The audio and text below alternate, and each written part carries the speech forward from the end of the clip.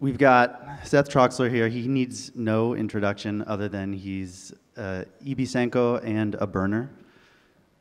Dom over here works at the Burning Man Project. That's the nonprofit that organizes Burning Man every year.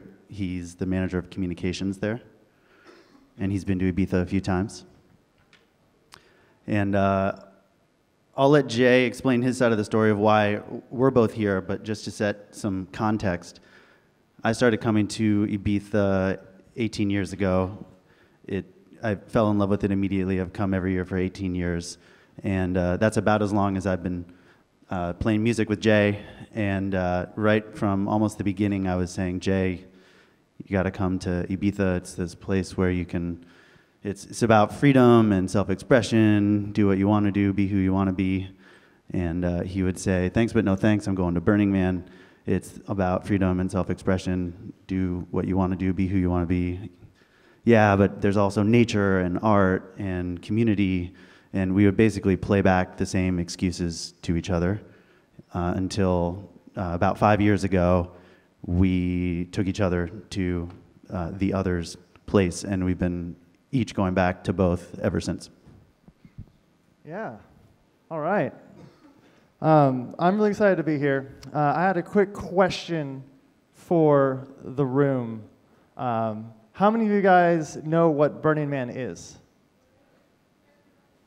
All right, that's pretty good. How many of you guys have been to Burning Man? Whoa, really? That's impressive.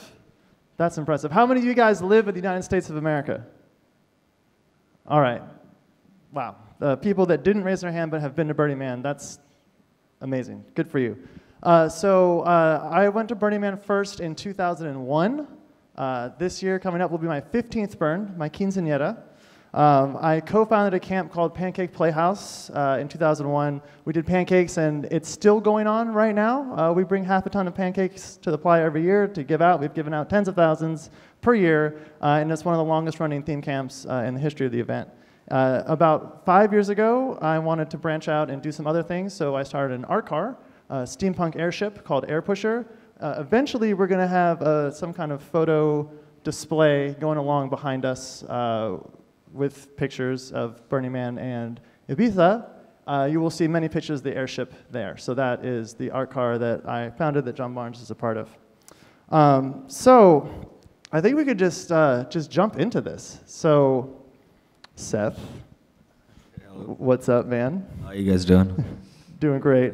So this is my 5th time coming to Ibiza. Okay. And you know, I'm staying downtown, and it's just been kind of a shit show. There's just traffic and tourists, and when I'm going out, there's these VIP experiences, and it's like, is this the thing that I was promised? I mean, has Ibiza jumped the shark? Is it just the Las Vegas of Europe now? Yeah, I mean, I could say kind of the same about Burning Man sometimes these years, but no, I mean, it's pretty funny, the comparisons to Vegas and Ibiza, or even Ibiza and Burning Man. And I mean, Ibiza and Burning Man actually have a lot of commonalities, where Ibiza and Vegas, even though we have things like Ushuaia and these other places, we still have the underground culture here, and that being DC-10, big up Amnesia, you know, clubs like this. Now even Resistance from America, which kind of bridges both cultures, you know, with Ultra. But yeah, no, it's a very different culture here, in the ideas of immediacy and culture, and just generally who we are as a kind of peoples, and the music that we're listening to, I think, is the core basis of difference.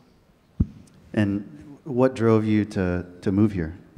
Yeah, I moved here a couple years ago, and I think it's the people, you know, much like going to Burning Man. I think it's the people that's the draw. I mean, there's a feeling here, whether it's with the nature or just with the kind of outsiderness. I mean, we have a couple Ibiza residents in the house, and one, David Levy, once told me, he's here, Seth, you know, it's the cost we pay for living in the summer is to stay here in the wintertime.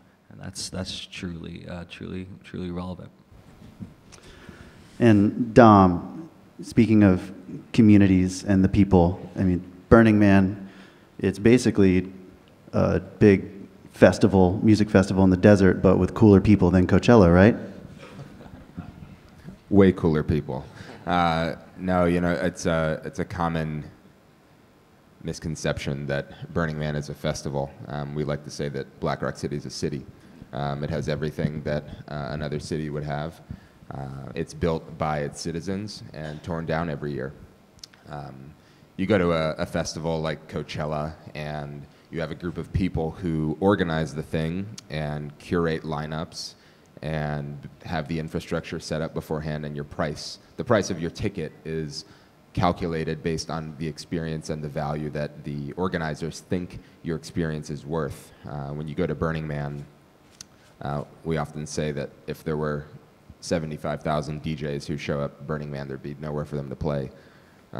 You know, people create the experience themselves. Participants build the stages. Participants create what the city is going to be that year. So there are similarities in that there are big sound systems. There is great music to hear, but without people creating the experience, it wouldn't be anything. Can you tell me, Seth, what commonalities do you find in the experience of both of these places? Well, one, there is a kind of cultural oneness, I guess. Sounds a bit hippie, but there's a cultural oneness that I found at both places. I guess I started to go to both Ibiza and Burning Man, and it's nearly the same time. I'm 32 now, so it was like 11 years ago. Through both events, I kind of found my own personal awakening, both to myself and to the culture in which the cultures, I guess, in which I have dedicated a lot of my life to. I find that through Burning Man and through Ibiza, I have met many of the not contacts, but made many of the relationships that have lasted most of my life and kind of continue to endure. There's a certain kind of level of awakened kind of commonality. I guess that's also sounds pretty bad, but no, there's a certain level that everyone is on, not that you can find people are on that make it very. For my kind of core beliefs, I guess both feel very much like home. Well, were those your expectations the first time you went? I had zero expectations for both. I thought Burning Man was a bunch of hippies, and when I got there, I was like, I can't believe you guys dragged me here. This is the worst. And then the sun came up, and then I couldn't stop smiling in kind of complete awe of my experience. And Ibiza, I came here, and I didn't know anything about it, and then they asked me to be the resident at DC-10, and I was like, yeah, sure, whatever. It's a club. And then I got here, and you know, it's one of the best clubs in the world, and I've made an incredible family here, and I just moved my actual family here. So yeah, both weren't like experiences I was, to say, seeking. You know, there are experiences, like many of the experiences in your life, that really change you. They find you, and you kind of have to be open to whether take that walk or not. I mean, both experiences have changed quite a bit as well. Over time, and I think we're going to get into that a little later. So I wanted to talk about kind of this new phenomenon that's infiltrating Burning Man that you know, people say is the new death of the event. So there's this new thing called plug-and-play camps, where rich people can spend $20,000, $50,000, pay it to one person who is not the organizer of the event, and this money goes to create a prepackaged and pre-curated experience for them. So you have this group of people, very wealthy, coming and consuming the event in a very different way than the event was intended. So as someone who's worked closely with this, Dom, is this the end of the event? Like, is this going to ruin Burning Man? Has Burning Man been ruined by this? Can you talk to us about it? So Burning Man's been around 32 years. It's been ruined 32 times by different things. There's a great clip that you can find on YouTube of a woman in 1995 packing up her trailer, and the camera crew goes up to her and is like, so how was your burn? And she kind of scowls and looks away, and they're like, what's wrong? She's like, it's just not what it used to be. And Burning Man was 800 people at the time. So that's a preface to your to answer your question. I think plug-and-play camping brings up some interesting issues. One thing that's important to know is Burning Man's never been anti-money. There's a conception sometimes that money is discouraged. It's a decommodified place, meaning that you can't spend money when you're there, and it would be culturally inappropriate to take money out or use it to interact with people for goods or services. We have what we call a gifting economy, where sound stages and little acts of kindness are gifted, and there's no expectation of reciprocation for anything. Plug-and-play camping, though there is a ton of money that gets pumped into the event to create comfortable places for some people to experience Burning Man, I would argue that you still want people coming to Burning Man.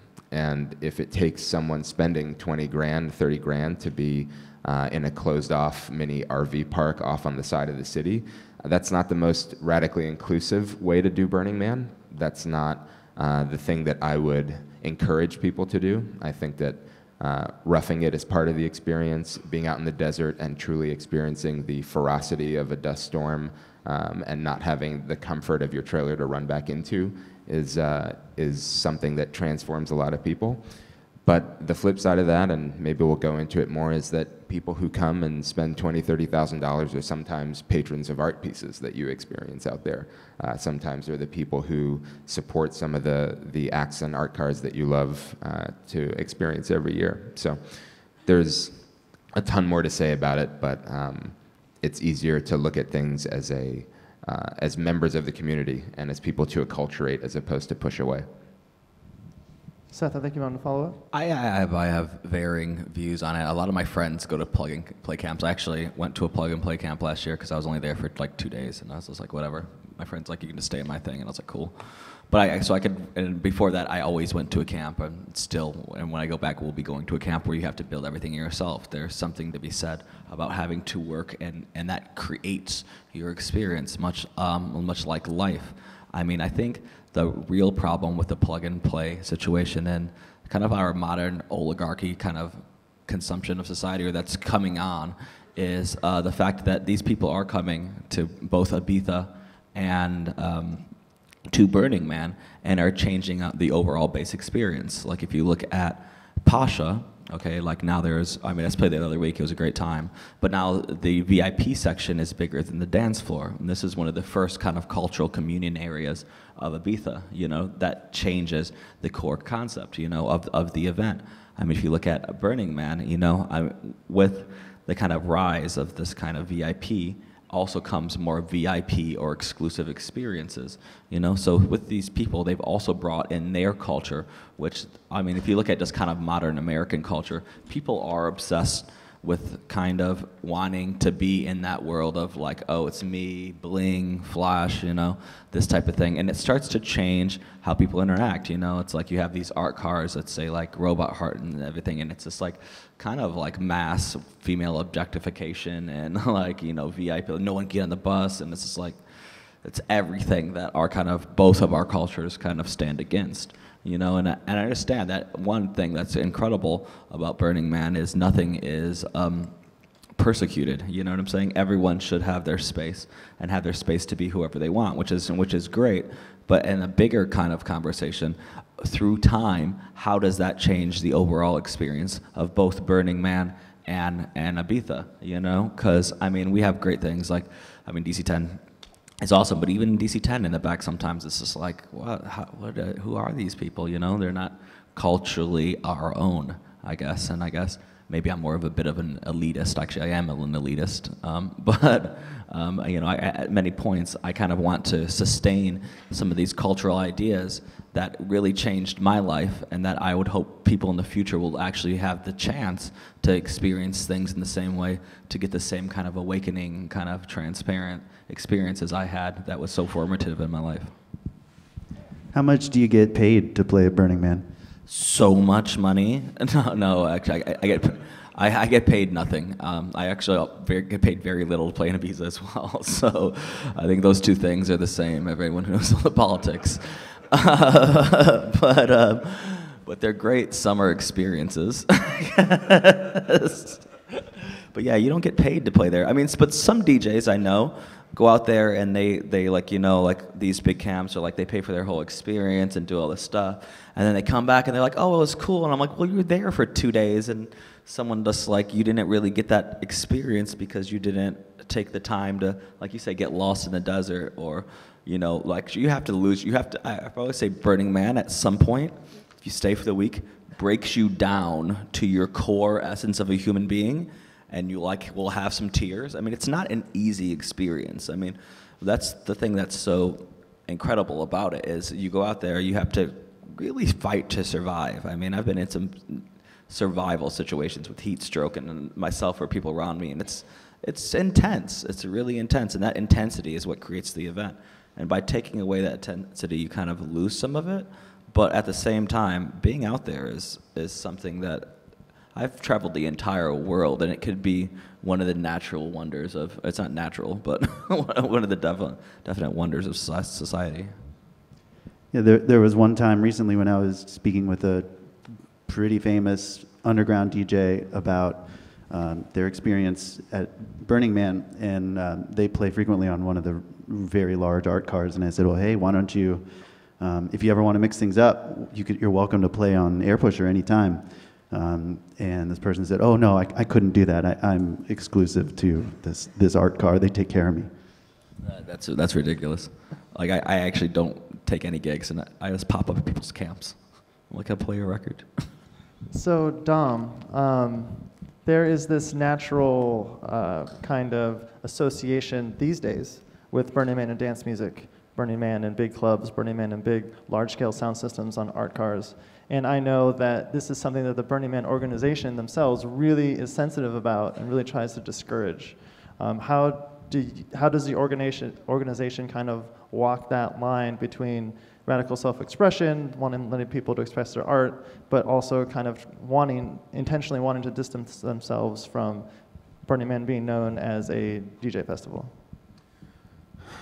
It's a complicated question. I think there's a funny side to things where, you know, like I said before, Black Rock City is a city and we treat it that way.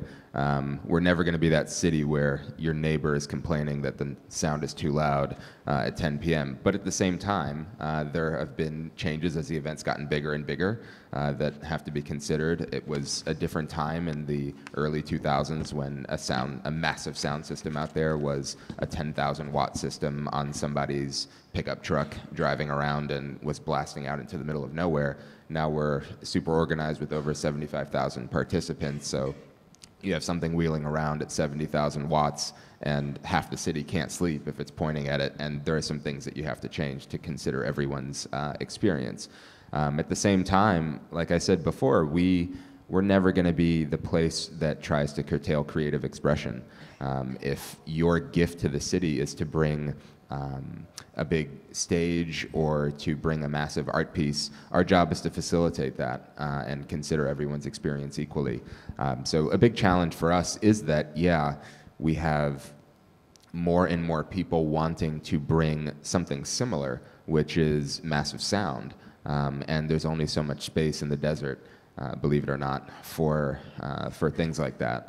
So it's a tough call when there's a thing, for example, called the dance music zone for people who have been out there. You might know what I'm talking about. A part of Deep Playa has now been, Deep Playa is, for people who don't know, there's a city grid, and then there's a big open expanse of the desert that's kind of within the city grid.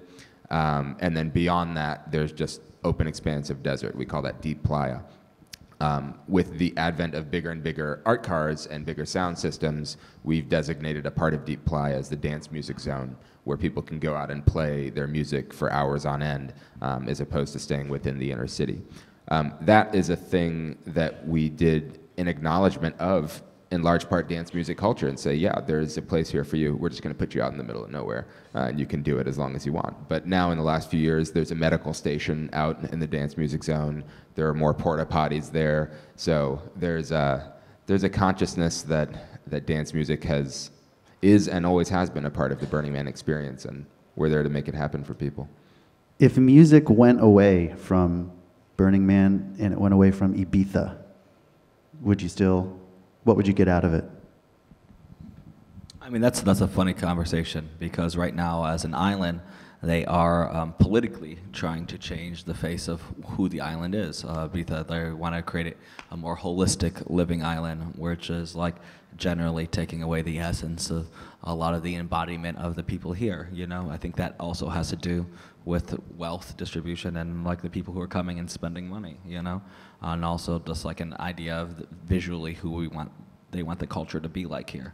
I think in Burning Man, I mean, when I first started going to Burning Man, the best part was the amounts of different types of music there was. You know, it's like rockabilly, steampunk kids, like trance, like there's like actually our genre of music, which is now, or I guess, kind of not our genre of music, but underground dance music, or kind of like has really taken over in the past like 4 or 5 years. It's like, I remember at one point just being like, hearing songs of my friends and stuff riding around, and I was just like, what is going on? Like, this isn't the experience. I came here to get away from that. Oh God, I spaced out on what the question is. What would happen if music went away? Okay, yeah. So yeah, I mean, I think if music went away from both places, there'd be drastically different events. However, at the same time, I think they would still offer quite a lot, because the holistic side also of Burning Man is quite impressive. I mean, there's one thing that there's a lot of people, most people here had been to Burning Man, but the music part of it is in a small district at the end. You know, most of the festival, the general mass bit of the festival, isn't music oriented. You know, it's culturally oriented. There's lectures, there's people, there's everything. It's kind of like Ibiza. People are like, oh, it must be so crazy in there. I'm like, there's like 6 clubs that are open to 6 a.m. It's not that wild. You know, it's not like crazy all the time everywhere. I mean, if you want to go get into it, you can. It's available, but it's a choice that is yours. You know, and I think that's something that makes both events very comparable. And the fact that, like, as crazy as you want to be, you can find it, but as healthy as you want to be, you can also be. I'll just add, we did a poll earlier. How many people here actually got 8 hours of sleep last night? Put your hand up. Okay, like 33%. If there was no music at either place, you'd get a full 8 hours of sleep. That would be a change. I think without music, I still don't normally get 8 hours. You just mentioned culture. There was a quote that I was just reading from Larry Harvey, who was the founder of Burning Man, who passed away. Bless. Yep. He said, when someone asked him what you want people to take away from Burning Man, he said, people go to Burning Man and they go home and they say, gosh, this connected me to myself, this connected me to other people, and it connected me to things even much larger than myself. And of course, those are the 3 things culture is meant to do for us, end quote. What do you think of that? What do you take away from both places? I guess you live here, so when you come home here, but when you come home to the playa, what do you take away? I mean, I think those things are very resonant in both places, you know? Like every time I get off the plane here, I feel like I'm connected to myself or home, you know? Once you walk onto the playa, the first thing is welcome home. There's a feeling, maybe it's the heat, maybe it's the sand, that really puts you back at ease of like who you can be and who we're meant to be. When we take ourselves away from these kind of large cities, or these kind of constant stresses, or made-believe ideals of who we are meant to be, it's when we're really allowed to connect with who we truly are. And I think both places kind of offer that experience. That's what's so brilliant and kind of keeps so many people coming back in, while both places keep growing in terms of kind of tourism and population. Yeah, I'll just add that I'll speak to the playa. I think as a decommodified space, it's just so refreshing to be somewhere where you're not bombarded with advertisements for however long you stay. So much so that, you know, you might see a sign and think that it is an ad, but it's actually just there to screw with you, and is a play on an ad, and it gets you to think about living life a different way. We have, for people who don't know this, Burning Man kind of operates loosely on a set of 10 principles, radical inclusion, radical self-expression, decommodification, leaving no trace, and 6 more. That it's funny, everyone always knows those first ones. Yeah. Those ones you leave with. Civic leave. responsibility, Yeah. there's 5, and we'll do the rest later. Radical self-reliance. Yeah. These are... Anyone else out there know any of them that we forgot? Yeah. I think we had that one. It's not like you get through the gate and someone has a counter to see if every day you are you're abiding by these 10 principles, but the thing that happens oftentimes for people is they leave the playa and suddenly they're cleaning their communities a little more. They're shopping at different stores. They're creating art, and that's really the value that comes out of an experience like that. And I would guess that happens for people who come here too. That's great. That flows directly into my next question, which is for both of you. Do you try and incorporate anything that you take away from either of these cultural experiences, Burning Man, coming to Ibiza, in your everyday life, and if so, how?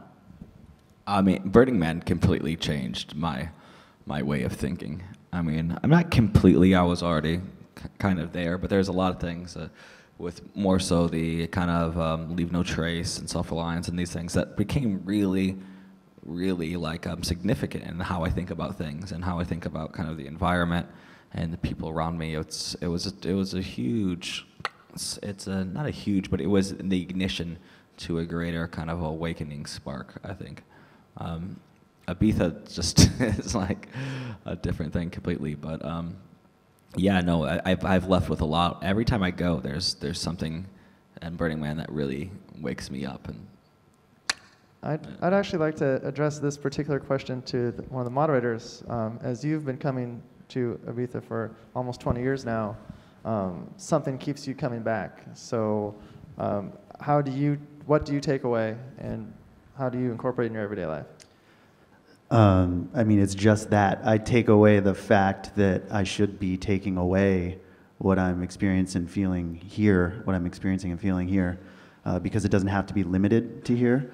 I would say the first 10, 15 years that I came here, it was like, okay, when can these next 51 weeks get over so I can come back? And when I got back, it's like, oh, great, and I have to leave in 5 days, 4 days, 3 days. And then it was just waiting till the next one. And I think a lot of people feel that way about Burning Man too, until you get to a point where you're like, wait a second, it would be so much better if I could figure out how to incorporate this into the other 51 weeks a year, and there's nothing really stopping me from doing that. it's a very good point. That's incredible.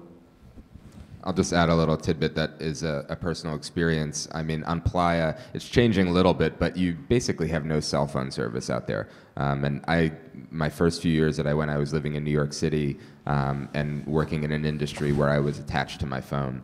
And even in social situations, you kind of subconsciously, in what we call the default world, the non-Burning Man world, your phone is kind of an out when you're in social situations, to take it out and kind of pass some awkward time where you may not know someone. You can kind of stand around and pretend you're checking your texts. The Playa is not a place where you can do that. And so for the first time I was there, I was forced to interact with people who I didn't necessarily know that well. And I also got super close to the people who were, I thought, very close friends of mine, but our relationship developed so quickly because you're removed from the comforts of your everyday life, and you either sink or swim. I think the people who swim and enjoy it kind of come back with a renewed take on their relationships with people, and at the end of the day, that nothing really matters more than that.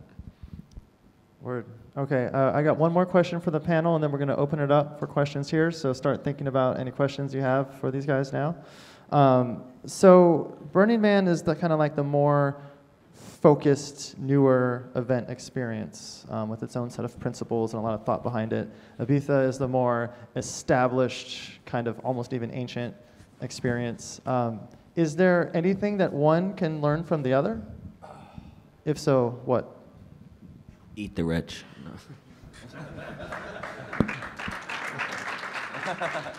That's an eat the rich. No. Yeah, I don't know. Yeah, that's tough. Well, I think, not to harp on some of the points that we've already made, but I would guess when you leave the playa, especially after your first year, if you made it out without a huge sunburn and not totally dehydrated, and maybe especially if you did, you kind of re-enter the world with a set of values that you maybe didn't really recognize before. And I've been to Ibiza 3 times now, and I actually went to Ibiza before going to Burning Man, and I remembered going home and feeling like, oh, the world doesn't have to be exactly the way that I'm used to it being. There's a culture beyond the clubbing. There's something that unites people who come here. There's a reason why you all are in this room right now, and I would venture to guess it's not just to hear your favorite DJ. There's a community that's built around this thing. So I think just kind of learning maybe on a level 2 or 3 what draws people to each place a little closer and develop some cultural ties and maybe some sort of exchange could be interesting. Cultural exchange would be really incredible. Can I answer that too? Absolutely. I think to me, what each can learn about the other is, as much as we might hem and haw that things were better back when there were 800 people going, there's still a magic to be found, and it may move around, it may be, it's always going to change, but the reason why we come back is if you're tuning in for that, you can find it. Amen. All right, question time. Yes, sir. I think there's a mic right there, right in the front, in the middle. And let's also take this time to say, if we run out of time, we will run out of time for questions. We got 4 minutes. We're going to continue the panel discussion later on this evening. Dom and Jay and I are going to be at a bar called Paradise Lost in Ibiza town from 5 to 7. Open to anyone to come and talk on the same topic that we're talking about now. No badge needed. Anybody? Time's running down.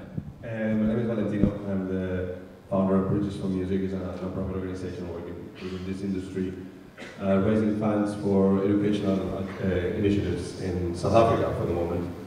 And as part of our campaigns, we do a camp at Africa Burn, which was born from the idea that still this event is for small privileged people, right? Like, even if there's low-income tickets, the going to Burning Man or Africa Burn is a big mission, and that creates a lack of diversity, of racial diversity, huge diversity. Which, when I went to the first time to Burning Man or Africa Burn, especially, mainly Africa Burn because you're in South Africa and you expect a lot of black people, it was a white-dominated event. I could count them with my hand, probably. So we started a camp with the idea of offering artists that are going through our program from South African townships to come to Burning Man and experience, what we always preach has changed our lives. Right? Like Seth was saying, Burning Man has changed our lives in so many different ways. But still, like those that could benefit the most have no access to it. Yeah. So we started this camp at Africa Burn. I mean, anyone that wants to come to South Africa to enjoy the experience is very welcome. We had a stage that we used as a platform for artists from townships to play and perform with international friends, that we had over the last years coming. My question to Dom would be, how does Burning Man address this problem, this lack of diversity? And what are your plans to bridge that social gap? Thanks for the question. And thank you for what you and your camp do. That's awesome. And I would say, just for the sake of time, I'd love to continue the discussion with you after. But really, the regional community around the world are the people taking the mantle and pushing the issues of diversity in their home communities beyond the Black Rock Desert. The question of diversity at the event in Nevada has been around since 1990 when we moved out there. And there's a ton of theories as to why more people of color, more gay, lesbian, bisexual, queer, etc. people do not come to the event. And it's a complicated question, and I don't know if we have the answer specifically, but one thing that we're trying to do is really lean on the regional communities who can address the issues where they live. There's over 80 regional events around the world now, as you probably know. But what happens when people create, for example, an art piece that they bring to Playa, there's a community that exists now and will live on beyond the event in Black Rock City. Let's say you live in Oakland and you got with a team of 50 people to build something. Take the Burning Man values back home with you and start to create a community there. Bringing people to the desert isn't necessarily the goal in a way that it used to be. It's a global nonprofit, so when we see things happening in smaller communities around the world, I would flip it back and say that things like what you're doing are creating a more diverse Burning Man community around the world, and it's less focused on the desert. We only have time for one other question. It's like 40 seconds. One comment, sorry, Seth. It's really, I mean, you're totally right. One of the biggest impacts we've seen is from those kids that come to Africa Burn, the ripple effect they create back in their communities, and how they take a lot of the values into their next back. I'll try and keep this short for the rest of the time. For those of you who don't know me, I'm Ed, Seth's manager. I've been coming to Ibiza since 2000. This year will be my 11th Burning Man in the row. So I've been a few times. I guess I'm going to start with a question and then follow it up with a statement, really, a cautionary statement. My question is, where are the kids? In the context of Burning Man, putting on plug-and-play camps, you're effectively creating five-star hotels for rich people. Now those hotels require a ton of people to run them, paid Mexicans mainly, who come in, every single one of them needs a ticket. That's taking a load of tickets out of the market, that's squeezing the market, which means a lot of young people who would want to come to Burning Man can't, because all the prices are being overinflated, driven up, and the demand for tickets is so high that a lot of people I know can't get tickets. The same thing we said for Ibiza. I mean, my entire crew came up pretty much on the dance floor of DC-10. You know, Jamie Jones, Will Liston, Ben Turner, who runs this, is slightly older than us, but we've all come out of the dance floor of Ibiza. And yet, if I look at the young kids that I know in Bristol, where I come from, they all want to go to Croatia, they all want to go to deck mantles. They get to a point where they can't afford to come to this island. If there's not enough accommodation to go around for the workers who work in the hotels and restaurants that allow all these privileged people to have such a wonderful time. And I guess it's just more of a cautionary statement. If you don't look where the kids are coming from, all of this will fizzle off into a bunch of middle-aged people like myself who kind of looking back and thinking, what happened? All right, that's a great way to end it. Thank you guys so much.